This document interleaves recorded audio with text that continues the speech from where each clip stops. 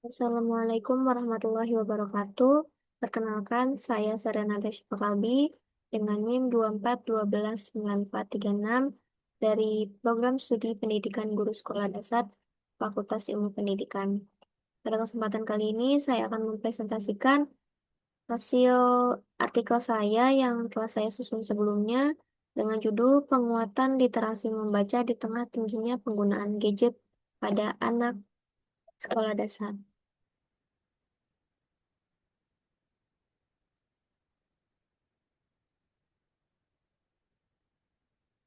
Kemudian latar belakang, di mana artikel yang saya bahas ini selaras dengan program studi saya, itu terkait sekolah dasar. Nah, seperti yang kita tahu bahwa sekolah dasar merupakan fondasi penting dalam membentuk kemampuan akademik, sosial, kognitif, dan emosional peserta didik. Nah, salah satu kemampuan yang paling mendasar yang harus dikuasai oleh anak sejak dini yaitu membaca. Karena melalui membaca, peserta didik itu dapat memahami pelajaran, memperoleh pengetahuan baru, dan membangun kemandirian dalam belajar. Namun, di era sekarang ini, perkembangan teknologi digital itu membawa tantangan tersendiri, di mana satu sisi teknologi memang mempermudah akses informasi, tetapi di sisi lain, penggunaan gadget yang terlalu tinggi juga beresiko mengalihkan waktu yang seharusnya digunakan oleh anak untuk membaca, tetapi dialihkan ke aktivitas hiburan digital semata.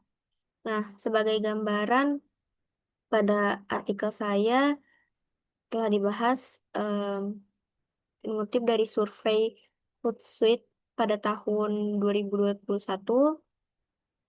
mencatat bahwa masyarakat Indonesia itu mengakses internet rata-rata 7 jam 52 menit per hari.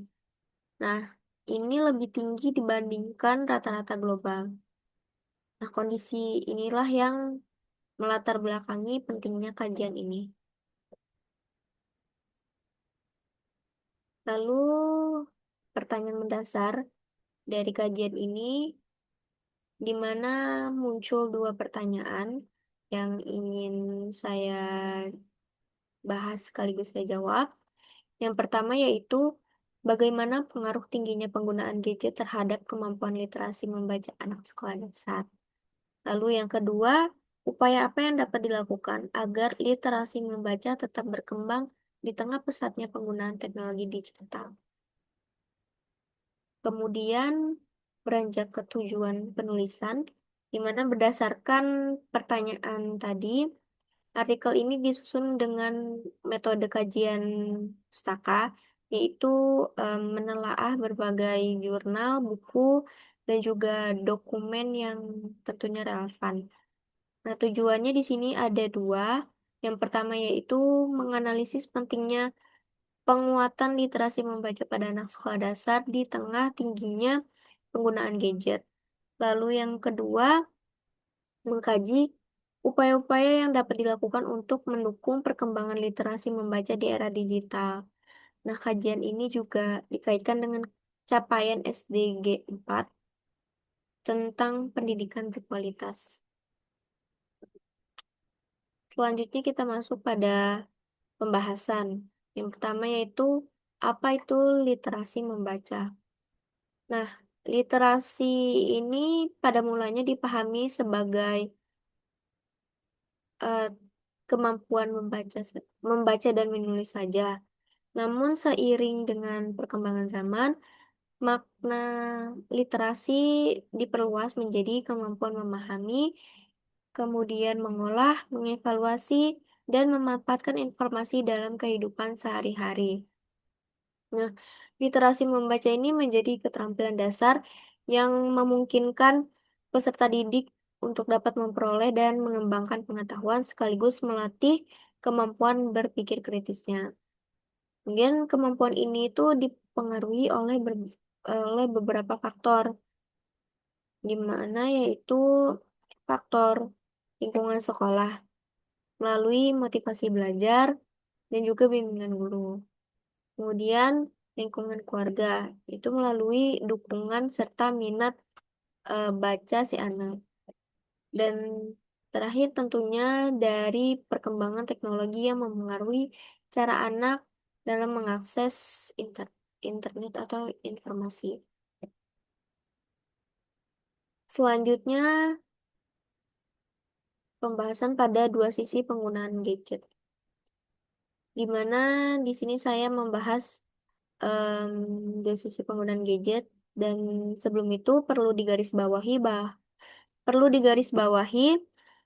persoalan utama dalam pembahasan ini bukan terletak pada keberadaan gadget itu sendiri, tapi melainkan pada pola penggunaan dan pengawasannya.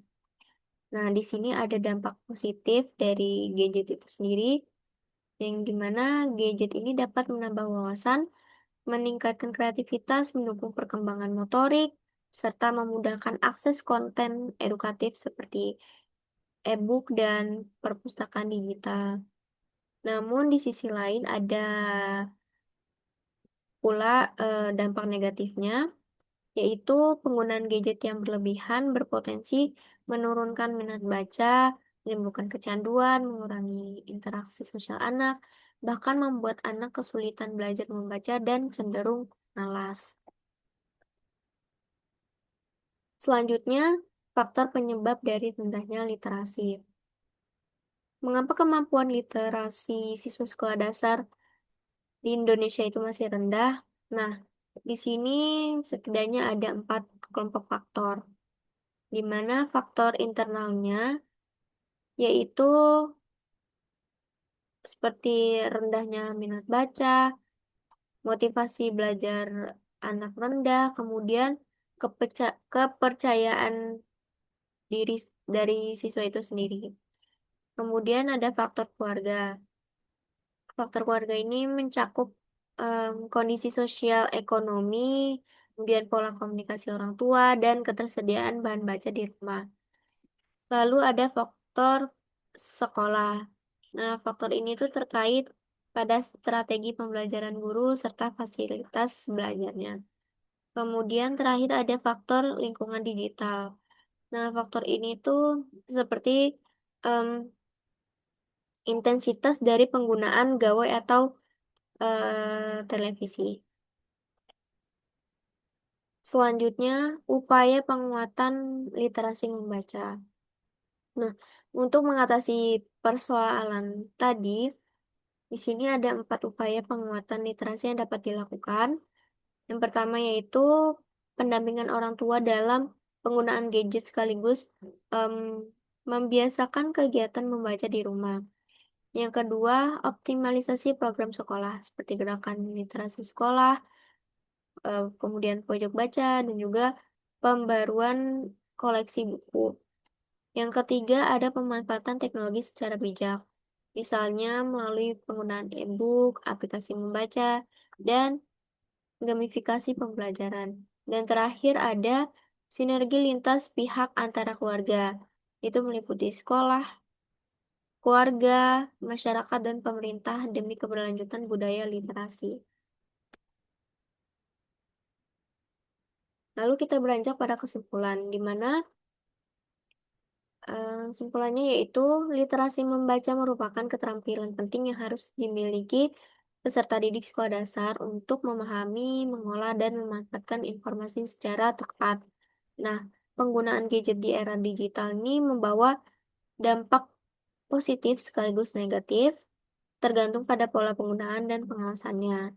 Oleh karena itu, penguatan literasi membaca ini memerlukan kolaborasi antara warga, sekolah, dan masyarakat dengan memanfaatkan teknologi secara bijak, sejalan dengan SDG 4 tentang pendidikan berkualitas. Kemudian ada saran dan rekomendasi. Berdasarkan kesimpulan tadi, saya dapat menyampaikan beberapa saran, di mana saran pertama bagi orang tua, em, yaitu perlu mendampingi serta membatasi penggunaan gadget dan membiasakan kegiatan membaca di rumah. Kemudian bagi sekolah, perlu mengoptimalkan program literasi, menyediakan bahan bacaan yang menarik, dan memanfaatkan teknologi digital sebagai media. Dan terakhir, eh, bagi pemerintah serta masyarakat perlu mendukung penyediaan akses sumber belajar yang berkualitas demi terwujudnya pendidikan yang inklusif dan juga berkelanjutan. Nah, demikianlah presentasi yang dapat saya sampaikan. Apabila terdapat kekurangan, saya mohon maaf dan terima kasih atas perhatiannya. Saya akhiri dengan wassalamualaikum warahmatullahi wabarakatuh.